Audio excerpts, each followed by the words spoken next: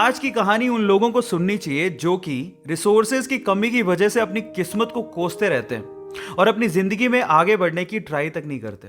ध्यान से सुनिएगा।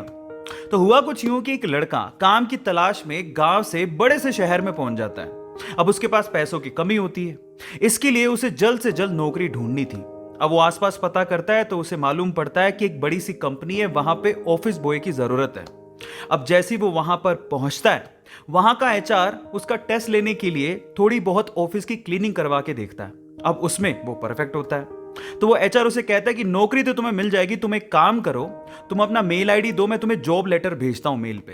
तो वो लड़का प्यार से बोलता है कि सर मेरे पास मेल आईडी नहीं है। तो वो एचआर क्या कहता है पता है? वो एचआर ये कहता है कि इस डिजिटल वर्ल्ड में जिसके पास मेल आईडी नहीं है वो एग्जिस्ट ही नहीं करता, और जो एग्जिस्ट ही नहीं करता उसे मैं नौकरी कैसे दूं? तुम यहां से जा सकते हो, मैं तुम्हें नौकरी नहीं दे सकता। वो लड़का निराश हो जाता है, लेकिन सरवाइव तो करना था। गांव से आखिरकार घर छोड़ के आया है, उसके जेब में ना 100 रुपए थे। अब वो क्या करता है, सामने उसे एक सुपरमार्केट दिखाई देता है, वो वहां पे जाता है और सुपरमार्केट से 100 रुपए में टमाटर खरीदता है और घर घर जाकर उन टमाटरों को बेचता है, और 100 रुपए से उसके पास 200 रुपए इकट्ठे हो जाते हैं। अब वो बैठ के सोचता है कि यहां पर शहर में जो लोग हैं ना, वो इतने व्यस्त हैं कि वो सुपरमार्केट जाके शायद टमाटर भी नहीं खरीद सकते या रोजमर्रा की चीजें नहीं खरीद सकते। अब उसने ये सोच लिया और ये समझ लिया कि यहां पर पैसा कमाना आसान है, तो वो डेली ये काम करता, जाता सुपरमार्केट, सामान खरीदता, घर घर जाके बेचता। धीरे धीरे करके उसने एक दो लड़के भी रख लिए। ऐसे करके बिजनेस बढ़ते चले गया और फिर उसने अपना एक ट्रक भी खरीद लिया। फिर वो आसपास के गांव से सब्जियां लेके आता और वहां पर बेचता। ऐसे करके वो बंदा 1-2 साल के अंदर ही मिलियनेयर बन गया।